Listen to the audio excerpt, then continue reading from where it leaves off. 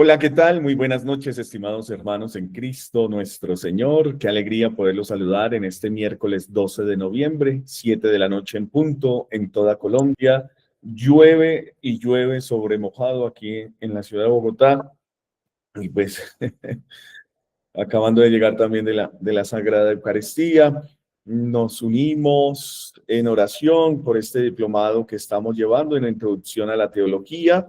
Un saludo muy especial a todos ustedes antes de iniciar, a la hermana Socorro, Dios la bendiga, gracias por estar aquí, a Rodrigo González, el que crea, aprende, crece. Eso, muy bien, Rodrigo, ahí con su cuaderno espiritual, Juan Manuel, Cristina Suárez, Martín Guapas, Oscar, Gilma Chávez, Juan David Marín, Abraham, Dios lo bendiga, hermano, Abraham Narváez, espero no se me caiga Gracias, padre. Alfonso Lozada, Marcelo Fares, Buenas noches, Joaquín, padre. Buenas noches, hermanos. Aldo, buenas noches, Consuelo, Galo, Galo Buenas noches, también, mi saludo cordial a cada uno de ustedes. también gracias, Natalia, ¿qué tal, Natalia? Adriana Fernández, Adriana Fernández Hola, ¿qué tal? Pérez, Buenas noches, aquí estoy. muy buenas noches. Parece que se me va el internet. Por momentos, ¿me escuchan bien? Muy bien. ¿O me escuchan Vaya. entrecortado? Mm. Se corta poquito. Entonces voy a tener que cambiar aquí a mis datos. Esperen un momentico, por favor.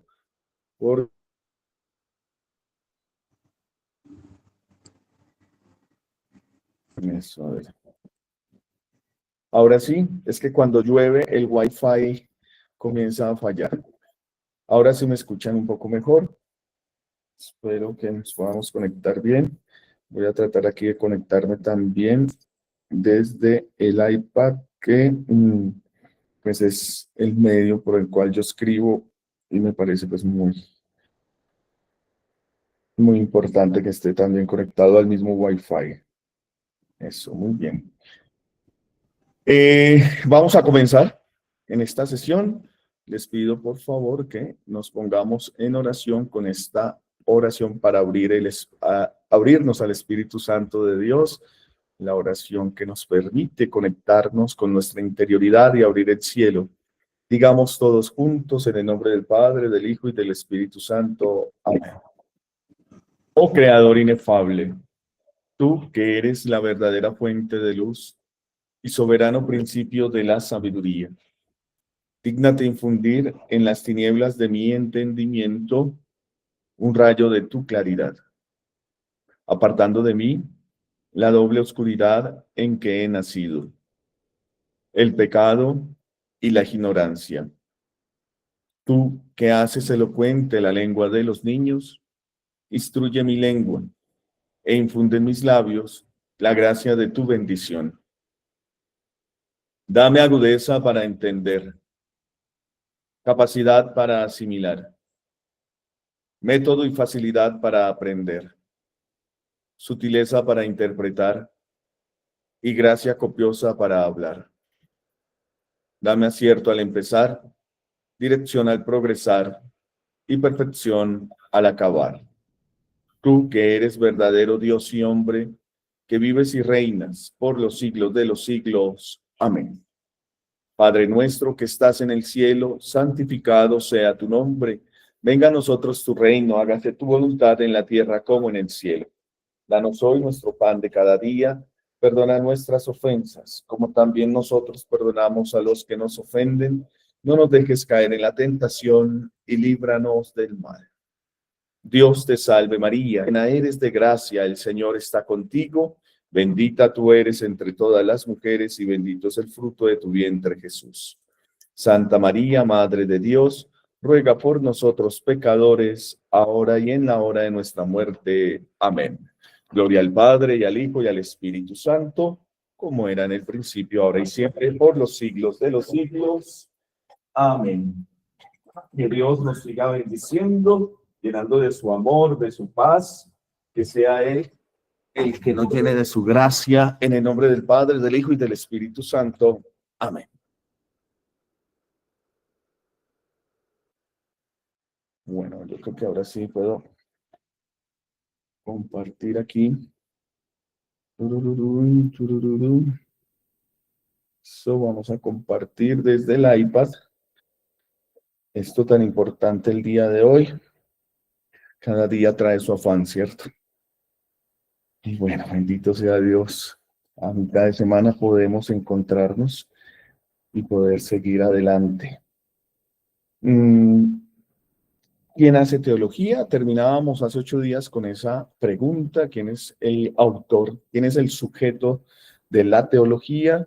Y decíamos pues que es un sujeto totalmente comunitario, es un sujeto que se llama iglesia, ese sujeto, y que decíamos no es una iniciativa solamente humana, tampoco es una iniciativa totalmente individual. Quien hace teología es la iglesia misma.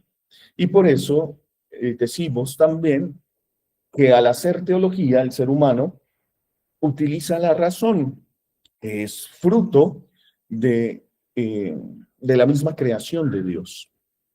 Decimos que fuimos creados a imagen y semejanza de Dios, que somos capaces de Dios, y esa continuidad entonces entre teología cristiana y la actividad filosófica que nosotros desarrollamos también tiene que ir unida con la actividad científica que nosotros hemos desarrollado a lo largo pues del pensamiento humano.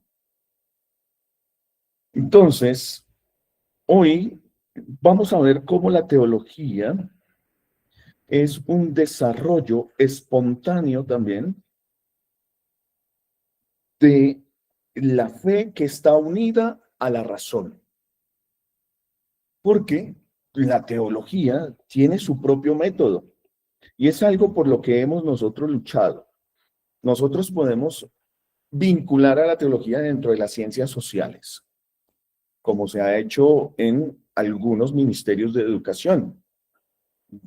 Ser teólogo es estar dentro de esa curiosidad intelectual que está dentro de las ciencias y el desarrollo social del ser humano. Entonces, se piensa que cualquier método puede ayudar a la teología, cualquier método sociológico, antropológico, psicológico puede alumbrar a la teología. Sin embargo, los teólogos luchamos por decir, no, la teología tiene su origen propio y específico. La teología versa con un método propio sobre el Dios que se revela, ¿sí? El Dios es revelado. Si nosotros quitamos al Dios revelado, pues estaríamos haciendo un ejercicio filantrópico, un ejercicio de ayuda a los demás, pero no estamos hablando realmente de una teología como ciencia de salvación, que es lo que nosotros queremos presentar. Una ciencia soteriológica que, en último lugar, debe ayudarnos a conseguir al ser humano, a nosotros como iglesia, como comunidad de bautizados, nos debe ayudar a conseguir, no a uno solo, nuestro destino eterno. ¿Cuál es nuestro destino eterno? ¿No? Y eso exige que durante el camino de la vida nosotros pues tengamos una exigencia moral, ética, de cómo comportarnos, siempre pensando en ese destino eterno, que no será otro sino la vida eterna, la visión beatífica. Entonces, la teología como ciencia de salvación no es como un lujo intelectual, no es solamente algo del intelecto, aunque tiene que ver con el intelecto, ¿sí? Sino que es una necesidad de la propia vida cristiana. La teología necesita profundizar en su propia vida. Cuando un cristiano se hace cristiano, pues se le lo ideal es que sea cristiano por opción propia, pues una vez bautizado, reconociéndose bautizado, confirma su fe. Sin embargo, al tratar de comprender su fe, lo hace por medio de la razón y es allí donde entra la profundización teológica. Es decir, la teología es una necesidad de todos los seres cristianos, todo ser humano cristiano, que obviamente no puede ser satisfecha por ningún otro campo del saber, aunque utilicemos metodologías desde otros campos del saber. La teología es espontánea en la comprensión de la fe que tiene todo creyente por el simple hecho de ser creyente. O sea, que este intelecto se ve iluminado por un camino espiritual. La teología se ilumina necesariamente por la persona divina del Espíritu Santo. No puede ser satisfecha entonces sin el Espíritu Santo. Y es por eso que hay una necesidad de la vida cristiana que comienza con el creer.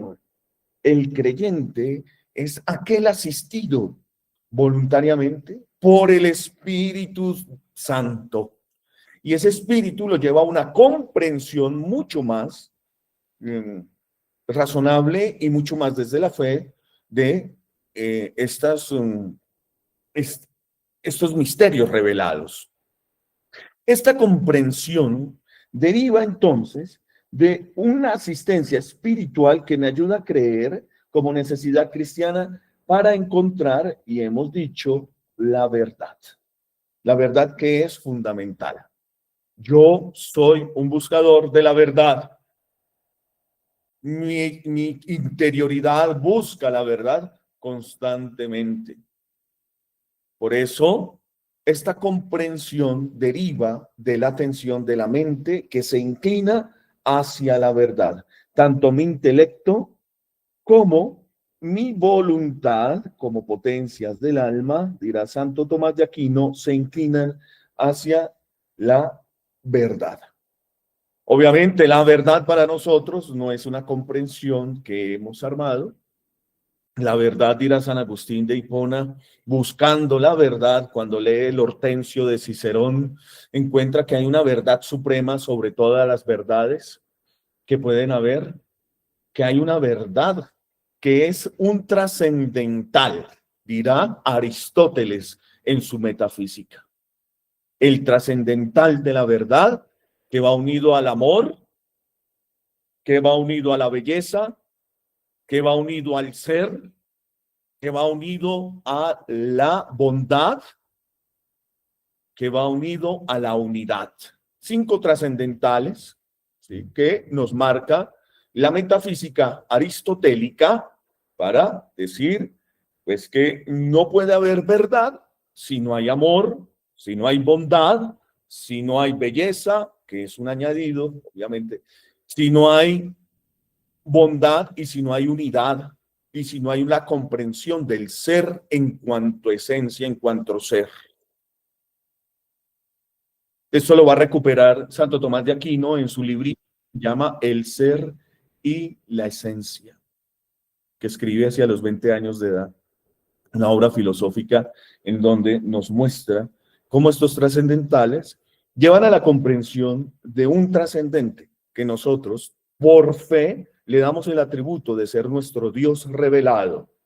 Y eso es importante, no es que estemos cristianizando la filosofía o la metafísica, sino que vamos descubriendo poco a poco cómo ese ser revelado, pues, nos habla de una suma verdad. Por lo tanto, la verdad para nosotros no es un concepto, la verdad no es una idea, la verdad no es una orientación, sino que la verdad es una persona, Jesucristo nuestro Señor. Y esa es la verdad que nosotros tenemos. Verdadero hombre, verdadero Dios. La verdad.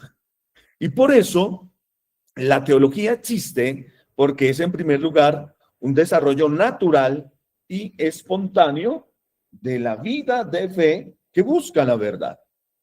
Y por eso tiene su vitalidad espiritual, se manifiesta como don del Espíritu Santo.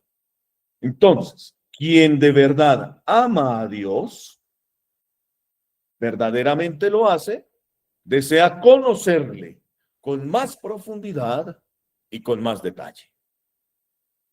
Si yo amo a Dios, o sea, yo busco a Dios, encuentro a Dios, amo a Dios. Me acuerdo que eso es que busques a Cristo, que encuentres a Cristo, que ames a Cristo. San José María Escrivá de Balaguer, numeral 32 de su librito Camino. Que busques a Cristo, que encuentres a Cristo, que ames a Cristo. ¿Has hecho alguna de esas tres? Dice él. Pues cuando yo ya lo he encontrado y lo quiero amar, quiero conocerle con profundidad y con detalle. Con bastante profundidad. ¿Cuál es su propuesta de salvación? Y que libremente yo voy a coger. Por eso la teología, bien entendida, no es una mera suma de pensar cuestiones o ideas religiosas, que eso lo hace la filosofía de la religión, ¿cierto? Cómo nosotros podemos encontrar, o el estudio mismo de las ciencias religiosas, que muchos religiosos aquí han estudiado y que tienen en esa vitalidad espiritual una inclinación por la vida espiritual cristiana. Pero no es una mera técnica de pensar ideas religiosas y reflexionar neutralmente sobre ellas, ¿no? Eso lo puede hacer, digamos, un estudio de la filosofía de la religión. La teología es mucho más porque es un movimiento necesario de la misma razón y existencia creyente, que busca penetrar, que busca asimilar mejor los misterios creídos. Entonces, la teología busca penetrar y asimilar mejor los misterios creídos, que por credibilidad en mi razón se pueden dar. Por lo tanto, la actividad teológica procede ¿de dónde? ¿De dónde procede la actividad teológica? No solamente de la razón, sino que procede de ese ejercicio de la fe, que es respuesta, ojo, como don, ¿cierto? Pero es respuesta al Dios revelado. Vuelvo a insistir. Si a mí me preguntan, si usted estudia teología, sí. ¿Y qué estudia en teología? Pues la ciencia sagrada del Dios revelado. Es diferente. ¿Perfecto? Es diferente. Si tú crees en Dios, sí. ¿En cuál Dios crees? En el Dios de Jesucristo. ¿Y cuál es el Dios de Jesucristo? Un Dios completamente revelado. Entonces, la teología se convierte en un saber que tiene que ver con conocimiento, pero también con sabor, de saborear la fe. Sí, eso es etimológicamente, sabiduría viene de saborear. Hay que saber planear, dirá San Ignacio de Loyola en los ejercicios espirituales, ese saber de sabiduría, de saborear. Porque dice en el numeral 2 de los ejercicios espirituales, no solo conocer porque eso harta e hincha el alma, sino de saborearnos y deleitarnos con las cosas de Dios. Y allí es donde viene, de verdad, un ejercicio teológico que supera la razón, pero no niega la razón. Cuando Fray Nelson Medina, siendo mi profesor aquí en teología, el dominico, porque yo soy hijo de teología de la Universidad Santo Tomás de Bogotá, Fray Nelson Medina nos hablaba en antropología teológica, nos decía, la razón es limitada e ilimitada al mismo tiempo. Limitada cuando tiene que dar el salto a la comprensión de la fe Por eso allí se hace ilimitada. Y necesita ser limitada para poder creer en el misterio. Y es allí donde se da la credibilidad y es allí donde tenemos una perfecta unión, cuando lo veamos con ustedes, entre ciencia y fe.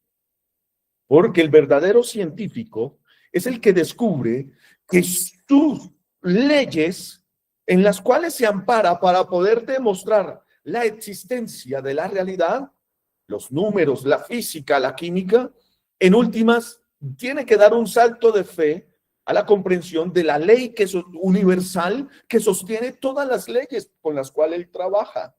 Por eso, el verdadero científico es quien da un salto de fe. El cientificista es el que se queda únicamente allí diciendo, únicamente existe lo que se puede comprobar. Ese es el cientificista, pero el científico es un ser creyente. Yo puedo dialogar con él. Con el cientificista no. Me acuerdo mucho de eso, de Fray Nelson Medina.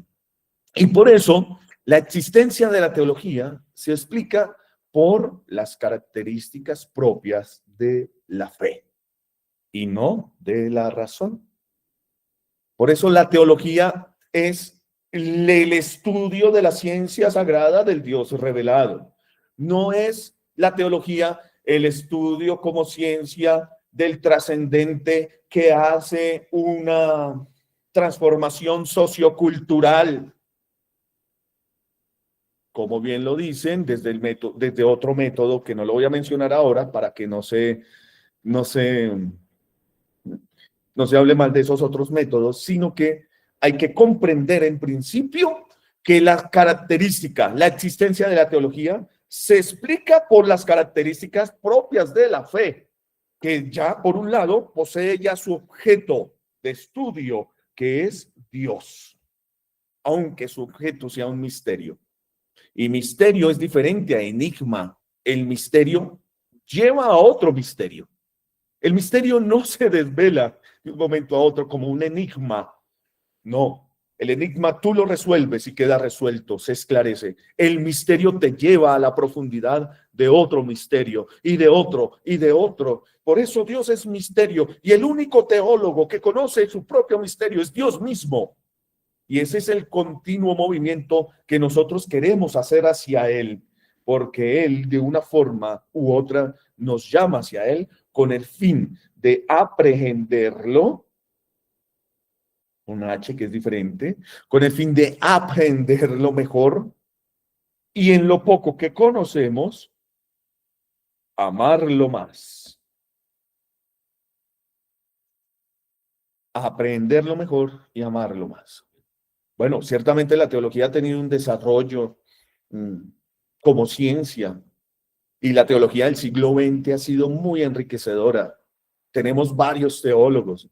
Podríamos hacer un seminario de solo teólogos del siglo XX y teologías del siglo XX. Espectacular. Pero aquí estamos en una introducción a la teología. Y por eso hay que partir desde lo más sencillo, desde lo más básico de la teología, que es esto, porque la aceptación del misterio revelado que lleva a cabo el creyente como tú y como yo en el acto de la fe no es algo inestable, no es algo que parta únicamente de mi concepción, de mi interés, de mi motivación. Porque podría venir el cientificista que puede ser un poco atacante a la fe, puede venir el que se promulga como ateo y puede ser también muy atacante a la fe, con argumentos claros, y te dice, entonces, que tú estás creyendo en algo que no puedes argumentar porque no tiene un principio, porque el acto de la fe es totalmente inestable. Compruébame tú la fe. Compruébame tú la fe. Entonces viene allí la crisis de tu propia fe.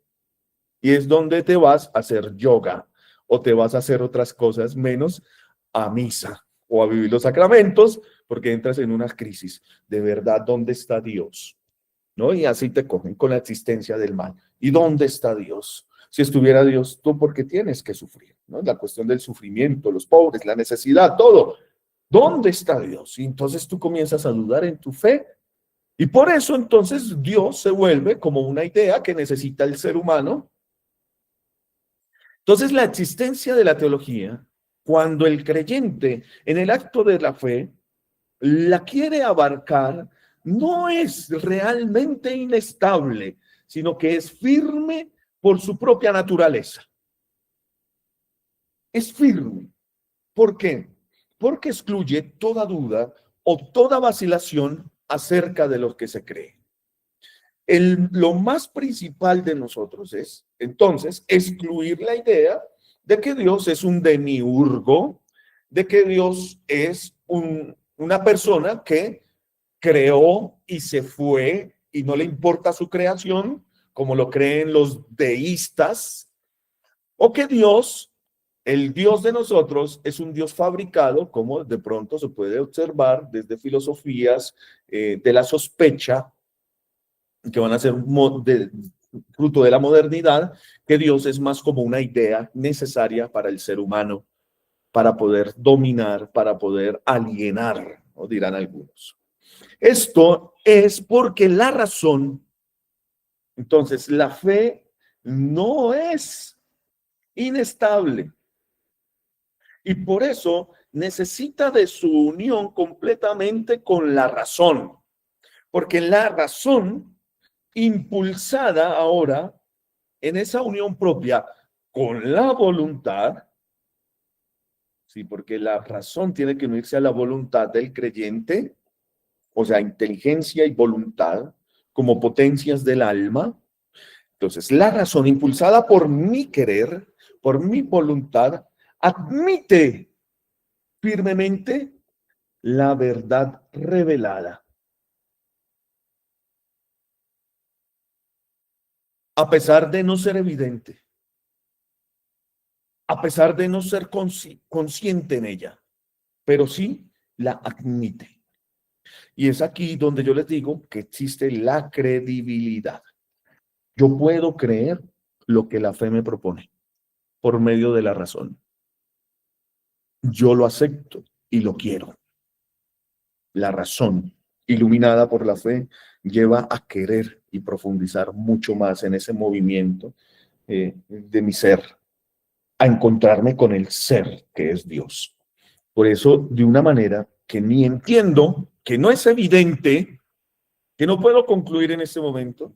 Hay un canto protestante, pero que dicen, aunque mis ojos no te puedan ver, aunque mis manos no te puedan tocar, te puedo sentir, sé que estás allí. Y no es tan evidente, pero sí soy consciente algunas veces de ella. Pero ¿en qué depende? En que sea consciente. ¿Será cuando Dios me habla, me susurra al oído, cuando hay una revelación privada? Entonces ahí es que yo entiendo que Dios sí existe, cuando Dios me salva.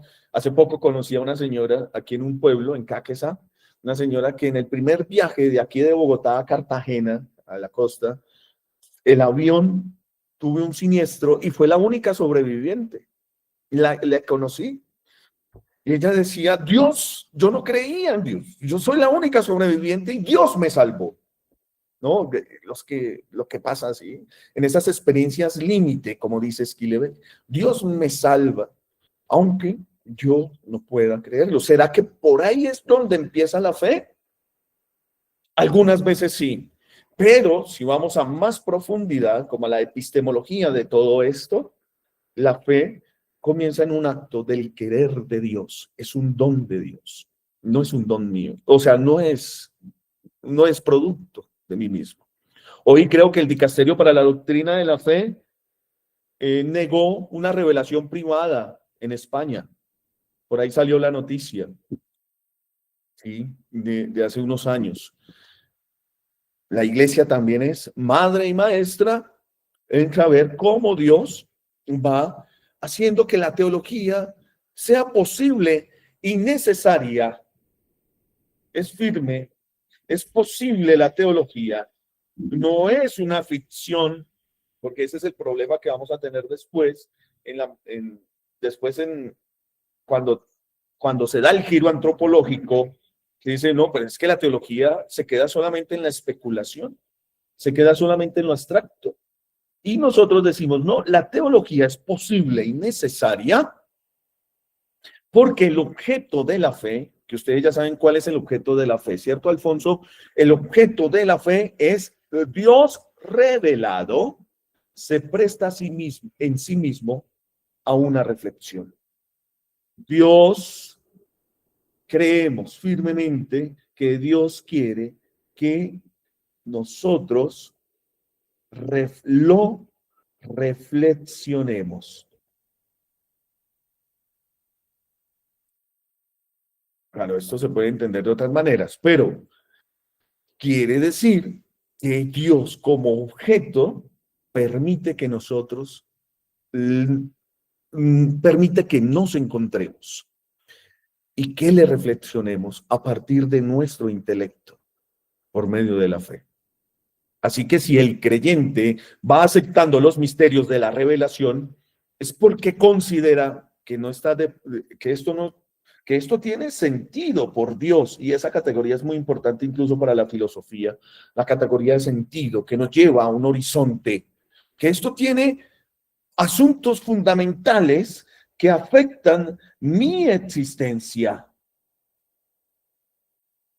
que de una forma admirable he caminado por muchas experiencias espirituales y religiosas, pero cuando yo fui consciente de que Cristo verdaderamente estaba allí en el sacrificio del altar, cuando existe la transustanciación y su cuerpo y su sangre están presentes, yo siento de verdad que eso mueve mi existencia. Aunque sea trascendente, se hace presente. Y el misterio de la salvación tiene que ser penetrable de algún modo por el espíritu humano. O si no, queda como una filosofía, que puede ser un punto de vista, por ejemplo, de filosofías espirituales, como el budismo, en donde, pues, es el ser humano quien busca al trascendente, y el trascendente como que se esconde cada vez más, ¿sí? Entonces, aquí el contenido de la fe implica que yo le pueda penetrar desde mi espíritu humano, es decir, que el contenido de la fe implica cierta inteligibilidad,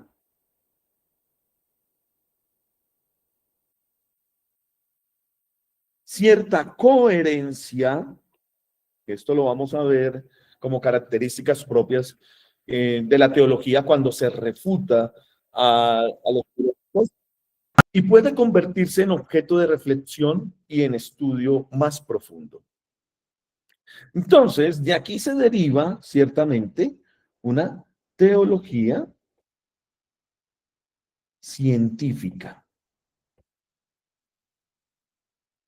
con el concepto moderno de ciencia, ¿no? Es decir,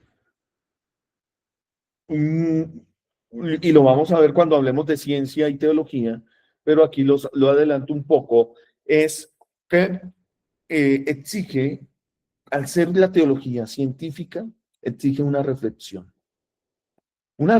de sus principios, con un método para llegar a algunas conclusiones a partir de los juicios y del discernimiento. Y esa reflexión tiene que ser rigurosa, ¿sí? Y esa reflexión tiene que ser también metódica. Por eso la teología puede ser científica. Científica, que es lo que propiamente llamamos teología. Esta teología científica no se limita a utilizar conocimientos o instrumentos propios del entendimiento humano, del conocimiento ordinario o del sentido común, lo a priori, ¿no? Sino que utiliza con su rigurosidad categorías, que es lo que estamos viendo aquí, ¿no? Categorías más rigurosas, se ajusta a métodos precisos sobre todo el método que tenemos en este momento, que estamos presentando un método, el método teológico es el escuchar la fe, pensar la fe, hacer la acción. Auditus fidei, intellectus fidei, actio fidei. Auditus fidei, fides querens intellectum, la fe que quiere ser pensada, actio fidei. Ese es el método por antonomasia de la teología. Pero si partimos también del ser humano, como es el método teológico de Lonergan, que es un texto maravilloso y hay que leerlo después, pues que se parte del ser humano, del querer, del pensar del ser humano, pues también se puede hacer, ¿no? O los métodos contextuales, que parten de la acción participativa investigativa de las comunidades eclesiales de base, de las comunidades que se reúnen a celebrar la fe, a la creencia de un Dios, a la lectura popular de la Biblia.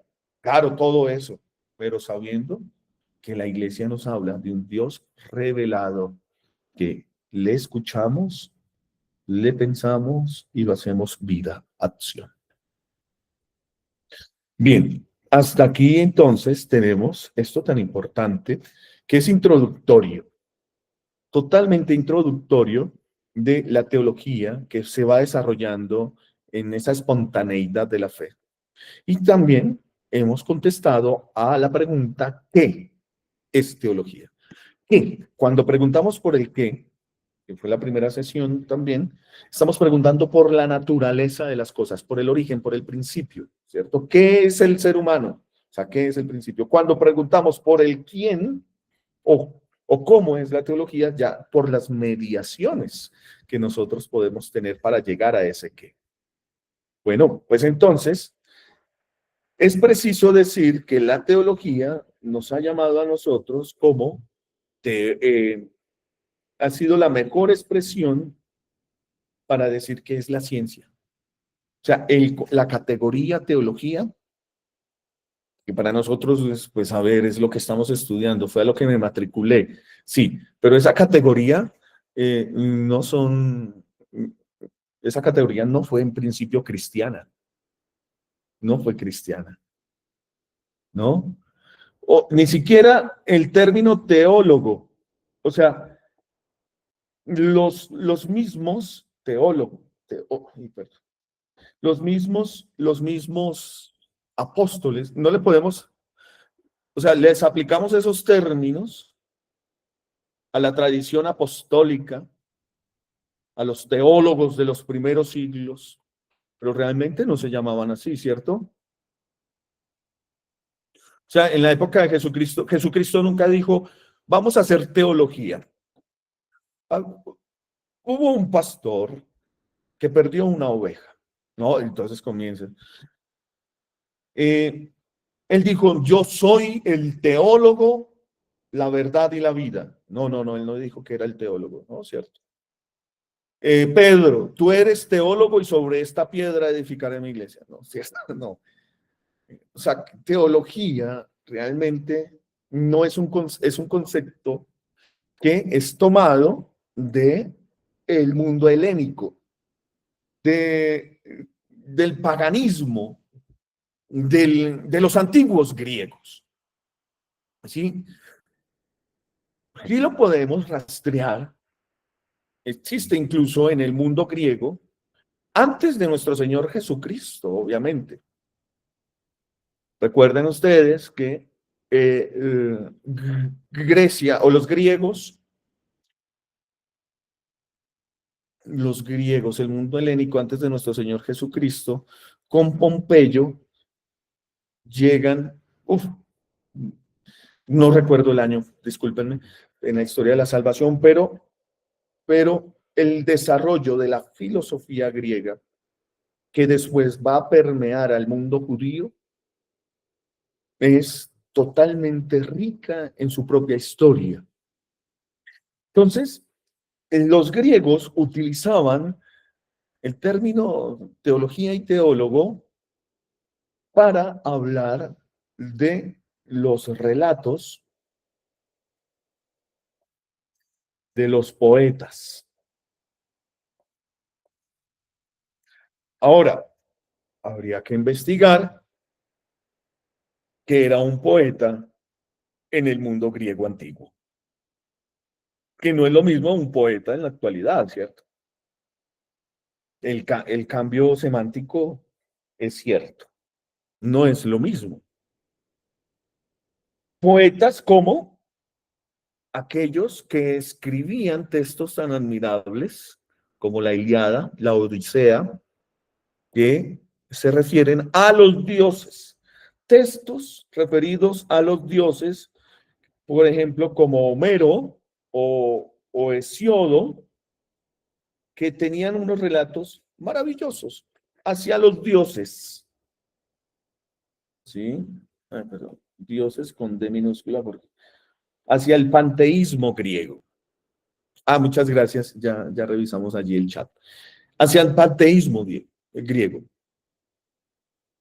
Platón, ¿sí conocen a Platón? Bueno, ¿le han leído o la han escuchado alguna vez? Platón sí utiliza el término teología para designar la mitología. Pero recuerden, mito no es lo mismo que creemos ahorita. Mito para ellos era una realidad.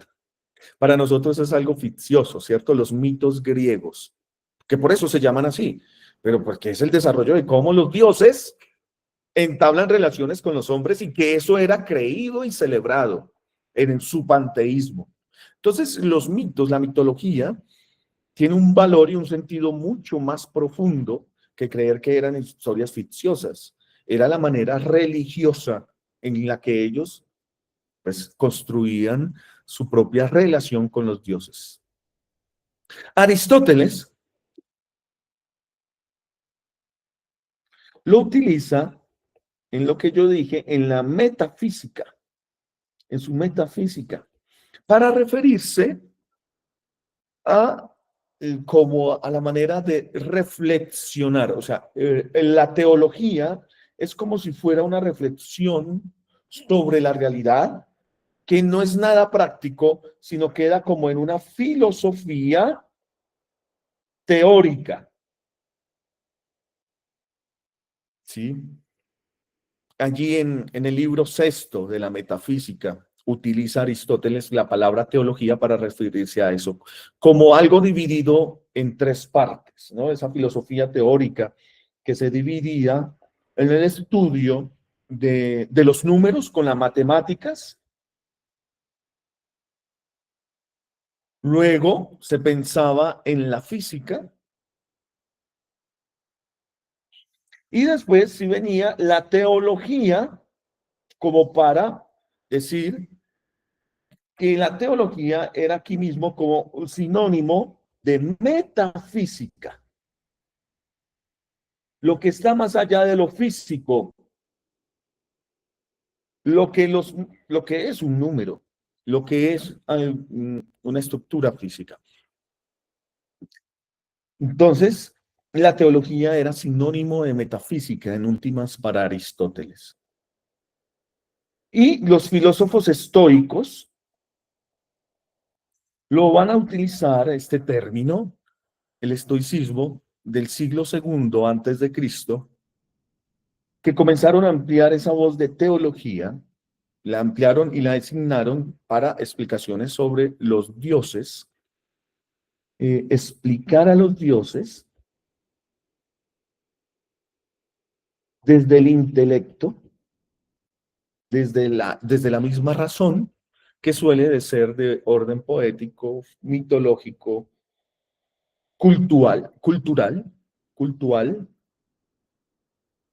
y filosófico, ¿cierto? Los estoicos van a utilizar también en el siglo II esa categoría. En el mundo cristiano, entonces, tenemos a un filósofo que va a ser santo y mártir, quizás de barba larga. Tenemos, sí, porque los filósofos, el arte también era representado y se pensaba los principios de la iglesia, los filósofos eran los de barba larga. Por eso se dice que San Agustín de Hipona nunca tuvo barba, porque San Agustín era ciudadano romano. Pero las interpretaciones de las imágenes, pues lo han mostrado también como filósofo, con barbas largas. Pero tenemos en el siglo primero a un filósofo que ustedes han escuchado y es San Justino Mártir. Este hombre, de verdad, es un padre de la iglesia que pocos estudia, pues, pero hay que estudiar. Ojalá en los estudios de patrística ustedes alguna vez hagan una reflexión sobre San Justino Mártir, porque va a utilizar, va a coger y dice, es que teologizar va a decir, cuando yo me acerco al texto sagrado, que es el texto bíblico, y hago una reflexión creyente en Cristo y eclesial, o sea, comunitaria, estoy utilizando el verbo teologizar. Hoy diríamos que es teologizar para San Justino, hacer exégesis. Ahora, pues, San Justino no tendría allí, como tenemos nosotros el documento de la Pontificia Comisión Bíblica, cómo interpretar la Biblia en la Iglesia, con los métodos sincrónicos y diacrónicos, ¿no? Sino era muy San Justino utilizar la actividad exegética, ¿sí? Esto se le llama exégesis,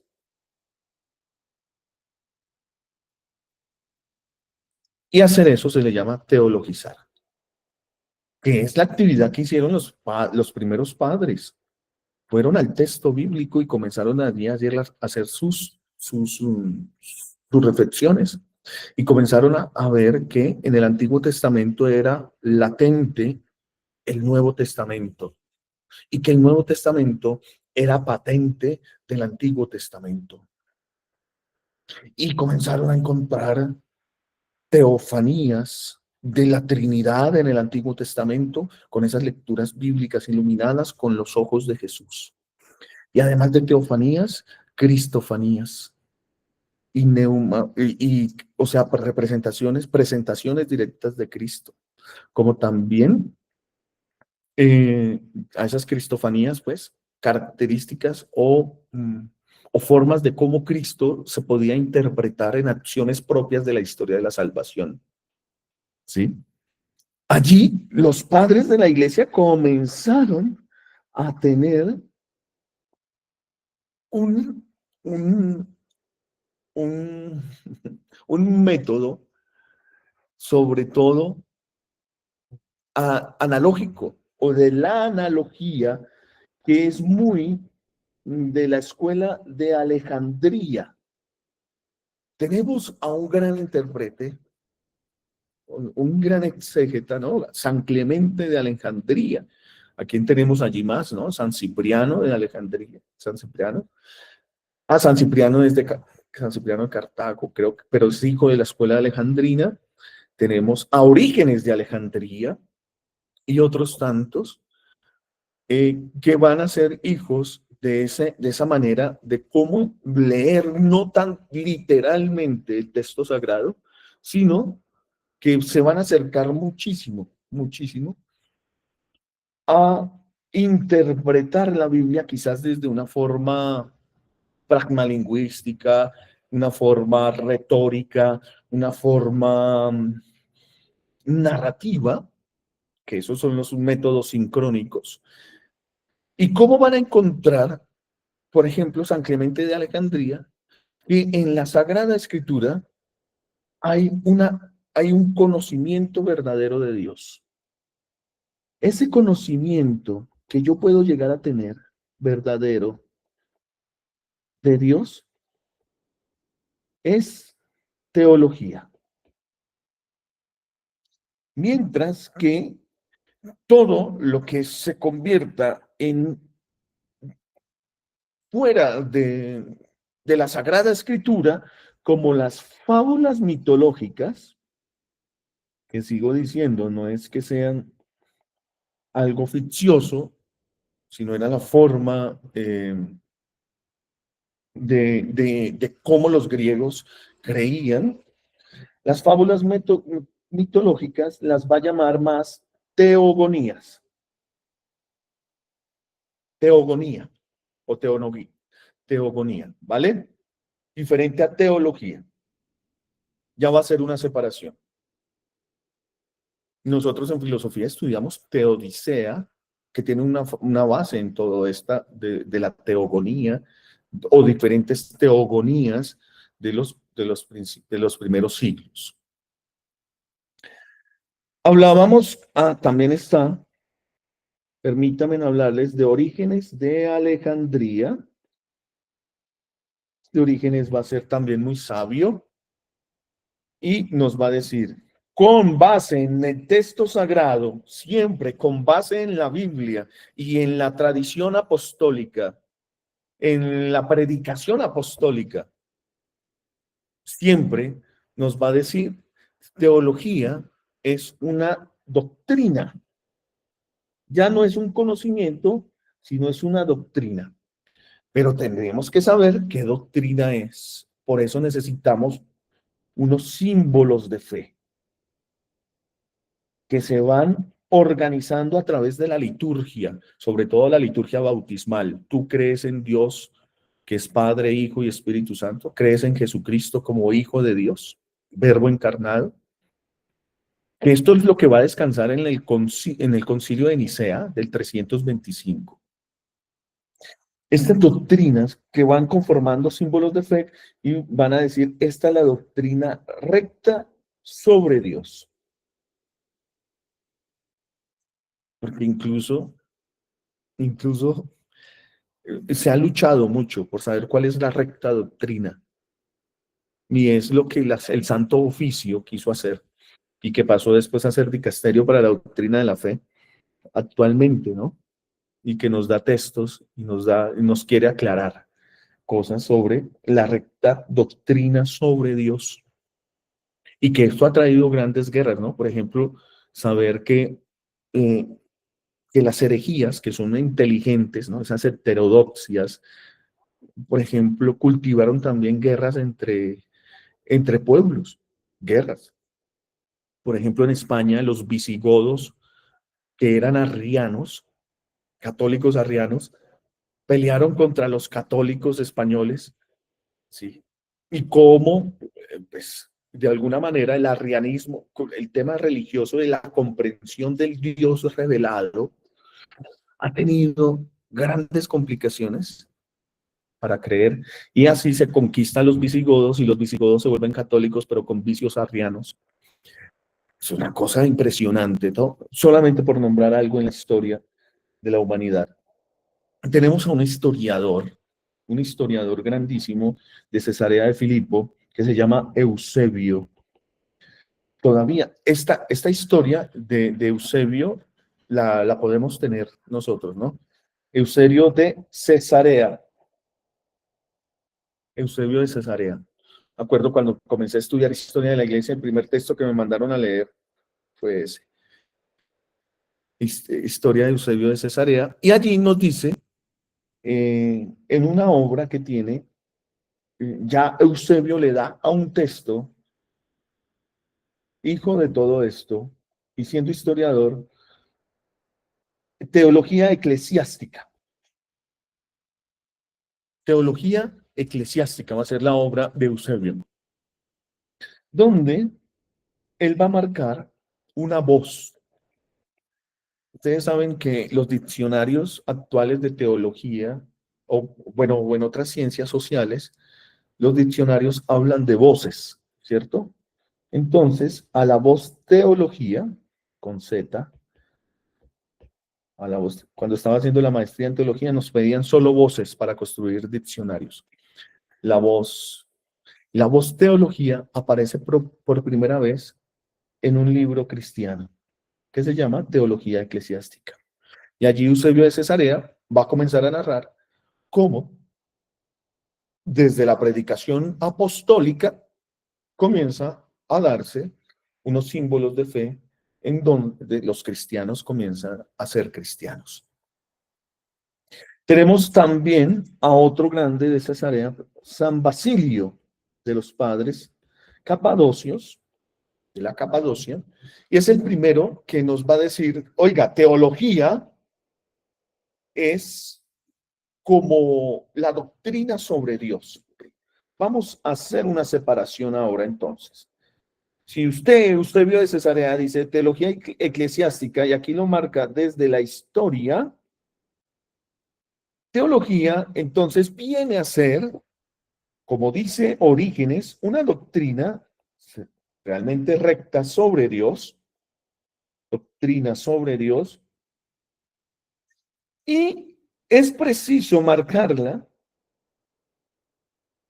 en diferencia de una economía. Entonces aquí los economos me van a decir, bueno, economía luego no es lo de los números, sí, pero economía, nosotros llamamos economía de la salvación a la historia de salvación.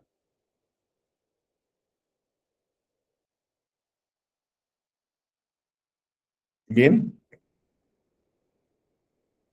economía de salvación es historia de la salvación.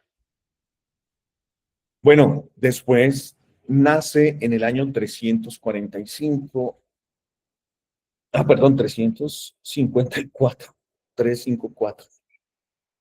Nace San Agustín de Hipona, que va a morir en el 430.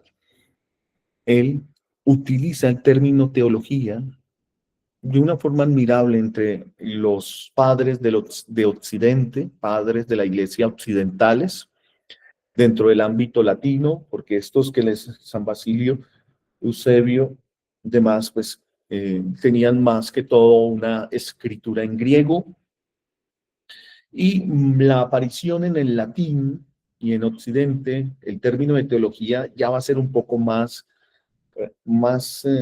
tardío, ¿sí? San Agustín va a emplearlo 80 veces en su obra, ya les digo, pero lo hace casi siempre en el sentido que lo hacía el teólogo Barrón. Entonces, mira, estamos hablando de San Agustín ya en el mundo occidental y estamos hablando de este señor Barrón. San Agustín muere en el 430, cuando Alarico, el rey de los vándalos, invade el norte de África. Y Barrón muere en el año 27 a.C.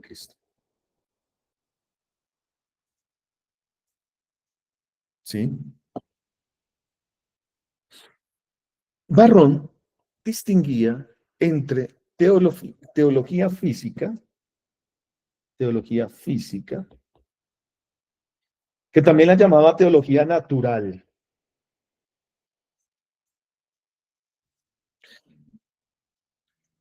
Y teología, a ver, San Agustín, teología física natural, que es como la interpretación filosófica de las causas.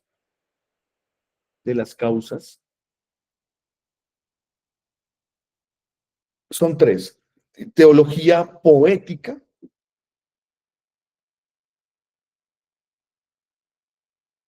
que es pues como lo que presentábamos como mitología,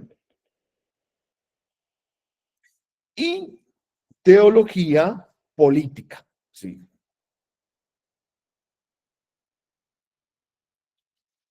Que es todo lo referente como a la liturgia, como al culto sagrado. Bien. Esta distinción va a quedar todavía y es muy propia de los estudios agustinianos. La teología física, que es como las causas, efecto causa, ¿no? Aristóteles, efecto causa. Lo poético, lo mitológico y lo político. Después, Esto va a quedar así, básicamente, hasta más o menos, claro que hay mucho, pero voy a hablar del siglo XI, con Pedro Abelardo. Pedro Abelardo, muere en el 1142, es el primero que utiliza la palabra teología en el mundo occidental con el sentido actual científico y académico. Aquí, recuerden, ya se está creando la universidad, la reflexión. Entonces, adquiere un rango de disciplina académica con la aparición en el siglo XII de la Sorbona de París, las universidades, la universidad se me olvida el nombre, Tubinga no, sino en Alemania, que es especialista en derecho. Y se diferencia claramente en el siglo XII con las universidades, se diferencia la teología, esa parte de la filosofía. Se diferencia claramente la teología también de las ciencias bíblicas. Comienza a darse una reflexión de la Biblia un poco más desde el ámbito, no, bueno, creyente y no creyente, pero con una relación a cómo se construyó el texto, que tiene que ver mucho con el método histórico y crítico. Se diferencia claramente también del derecho canónico, aunque el derecho canónico tiene su propio, con los decretales de estos monjes que después van a descansar en el Código Pío Benedictino y después en el código que tenemos en la actualidad. Entonces, en Occidente, para nosotros, en el mundo latino, pues el término teología coexiste todavía por un largo tiempo con expresiones como las va a coger Santo Tomás de Aquino, 1200, siglo XIII. Santo Tomás de Aquino va a decir en la Suma Teológica que la teología es la sacra escritura. O sea, que la teología es sacra escritura, una escritura sagrada. O también se va a utilizar el término doctrina cristiana. Eso es teología, doctrina cristiana. O en la Suma Teológica se va a utilizar también este término bonito que me gusta, sacra divina pagina. La sacra divina pagina. Es a partir de este momento histórico cuando la voz teología se reserva para designar así entonces, como lo hemos visto, un conocimiento sistemático de quién. Bueno, discursivo, narrativo, discursivo del discurso de Dios, pero no de cualquier Dios, del Dios y los misterios revelados. Gloria al Padre, y al Hijo, y al Espíritu Santo, como era en el principio, ahora y siempre, por los siglos de los siglos. Amén. Consagrémonos a María en esta tarde, noche. Digamos, bendita sea tu pureza, y eternamente lo sea, pues todo un Dios se recrea en tan graciosa belleza.